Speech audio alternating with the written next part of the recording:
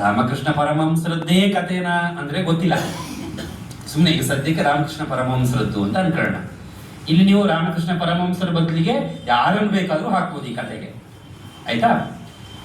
ಒಬ್ಬಳು ತಾಯಿ ತನ್ನ ಚಿಕ್ಕ ಮಗು ಅಂತ ಹೇಳಿದ್ರೆ ತುಂಬಾ ಚಿಕ್ಕ ಮಗು ಅಲ್ಲ, ನಿಮ್ಮಷ್ಟೇ ವಯಸ್ಸಿನ ಒಂದು 8-9 ವರ್ಷದ ಮೇಲ್ಪಟ್ಟ ಮಗುವನ್ನ ಕರ್ಕೊಂಡು ರಾಮಕೃಷ್ಣ ಪರಮಹಂಸರ ಹತ್ರ ಹೋದ್ರಂತೆ.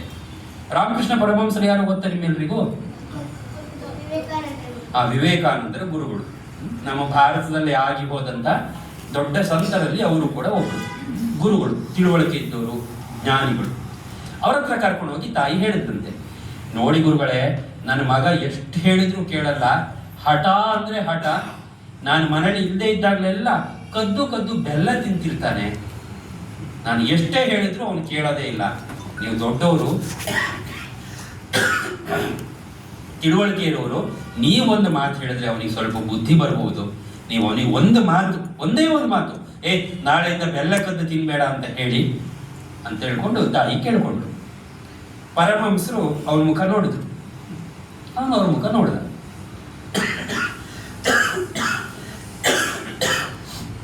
ಪರಮಹಂಸ ಸ್ವಲ್ಪ ಏನೋ ಯೋಚನೆ ಮಾಡಿ, ಆಯ್ತು, ನೀನು 1 ವಾರ ಬಿಟ್ಟು ಮಗನನ್ನು ಕರ್ಕೊಂಬಾ ಅಮ್ಮ ಅಂತ ಹೇಳ್ಕೊಂಡು ಆ ತಾಯಿಗೆ ಹೇಳಿದ್ರು.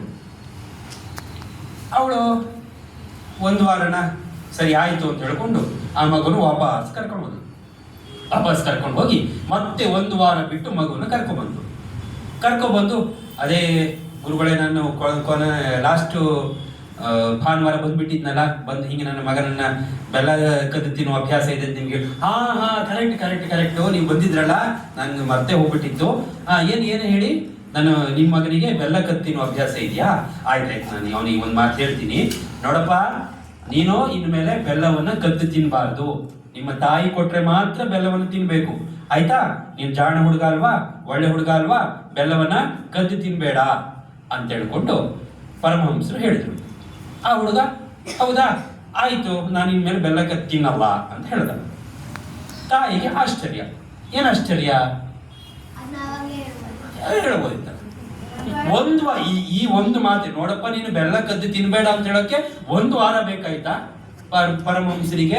ಇದನ್ನು ಕಳೆದ ವಾರನೇ ಹೇಳಿದ್ರೆ ಆಗ್ತಿತ್ತಲ್ಲ ಅಂತ ಹೇಳ್ಕೊಂಡು ಮನಸ್ಸಲ್ಲಿ ಅಂದ್ಕೊಂಡು, ಅಲ್ಲ ಗುರುಗಳು, ನಿಮ್ಮನ್ನ ನಾನೊಂದು ಪ್ರಶ್ನೆ ಕೇಳ, ನೀವು ಇದನ್ನು ಕಳೆದ ವಾರನೇ ಹೇಳಿದ್ರೆ ಆಗ್ತಿತ್ತಲ್ಲ, ನಾನು ಅಷ್ಟು ದೂರದಿಂದ ಇವನನ್ನು ಕರ್ಕೊಂಡು ಬರೋದು ತಪ್ಪಿತ್ತಲ್ಲ ಅಂತ ಹೇಳ್ಕೊಂಡು ಪರಮಹಂಸರನ್ನ ತಾಯಿ ಕೇಳಿದ್ಲು. ಅದಕ್ಕೆ ಪರಮಹಂಸರು ಹೇಳಿದ್ರು, ಕಳೆದ ವಾರನೇ ಹೇಳ್ಬೋದಿತ್ತು, ಆದ್ರೆ ಅವನ ಹಾಗೆ ನನಗೂ ಬೆಲ್ಲ ಕದ್ದು ತಿನ್ನೋ ಅಭ್ಯಾಸ ಇತ್ತು. ನಾನು ಆ ಅಭ್ಯಾಸ ಇಟ್ಕೊಂಡು ಅವನಿಗೆ ಹೆಂಗೆ ಹೇಳಲಿ?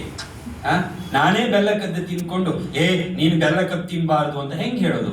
ಅದಕ್ಕೆ ನಾನು ಫಸ್ಟ್ ಆ ಅಭ್ಯಾಸವನ್ನು ಬಿಡಬೇಕಿತ್ತಲ್ಲ, ನನಗೆ ಅಭ್ಯಾಸ ಬಿಡೋಕೆ 1 ವಾರ ಬೇಕಿತ್ತು, ಅದಕ್ಕೆ ನಿಮ್ಗೆ 1 ವಾರ ಬಿಟ್ಟು ಬನ್ನಿ ಅಂತ ಹೇಳಿದೆ ಅಂತ ತಾಯಿಗೆ ಪರಮಹಂಸರು ಹೇಳ್ತಾರೆ.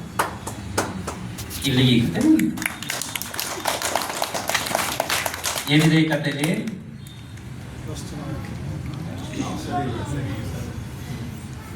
ಇನ್ನೊಬ್ರಿಗೆ ಹೇಳ್ಬೇಕಾದ್ರೆ ನಾವು ಸರಿಯಾಗಿರ್ಬೇಕು, ನಾವು ಕರೆಕ್ಟ್ ಆಗಿದ್ರೆ ಮಾತ್ರ ಇನ್ನೊಬ್ರಿಗೆ ಹೇಳೋದಕ್ಕಾಗತ್ತೆ. ನಾನು ಹಿಂಗ್ ಕೂತ್ಕೊಂಡು ಎಲ್ಲ ಸ್ಟ್ರೈಟ್ ಆಗಿ ಕೂತ್ಕೋಬೇಕು ಅಂದ್ರೆ ಕೂತ್ಕೋತೀರಾ? ನೀವು ಕೂತ್ಕೋತೀರಾ? ಇಲ್ಲ ತಾನೆ? ಯಾಕೆ ಕೂತ್ಕೊಳ್ಳಲ್ಲ? ನಾನೇ ಸರಿಯಾಗಿ ಕೂತ್ಕೊಂಡಿಲ್ಲ, ನೀವೇನು ಕೂತ್ಕೋತೀರಿ? ಹೌದಾ?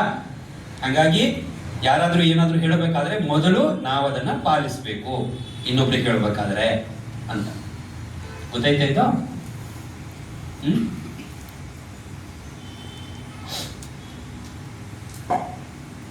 ಓಕೆ, ಇನ್ನೊಂದು ಕತೆನಾ? ಆಯ್ತು, ಇನ್ನೊಂದು ಕತೆ.